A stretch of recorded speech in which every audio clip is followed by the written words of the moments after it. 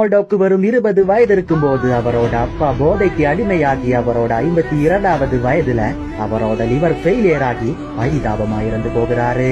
இதை தாங்க முடியாத ரொனால்டோ அந்த நொடியை இனி நம்ம வாழ்க்கையில எவ்வளவு பெரிய கஷ்டங்கள் வந்தாலும் இந்த குடிங்கிற போதைக்கு மட்டும் அடிமையாகிட கூடாதுன்னு ஒரு முடிவெடுக்கிறாரு.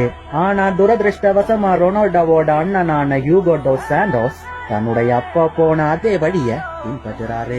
அப்படி ஹியூகோ ரொனால்டோட்ட ஒரு நாள் சொல்றாரு, நான் எப்படியாவது இந்த போதைங்கிற மிகப்பெரிய அடிக்ஷன்ல இருந்து வெளிவர ட்ரை பண்ணுறேன். ஆனா நீ எனக்கு ஒரு ப்ராமிஸ் பண்ணணும்னு.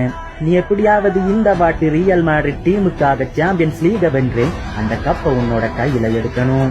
அந்த வருஷம் அந்த சீசன்ல கிட்டத்தட்ட 17 கோல்கள் அவர் அடிச்சு அந்த லீகோட ஃபைனல் மேட்ச்ல அவரோட கடைசி கோலை போட்டு அந்த மேட்சை வின் பண்ணி ஓடி போய் தன்னோட அண்ணனான ஹியூகோவை கட்டி பிடிச்சு அழுதுட்டு அவரோட காதுல அவர் சொல்லுறாரு, நான் பண்ண சத்தியத்தை காப்பாத்திட்டேன்.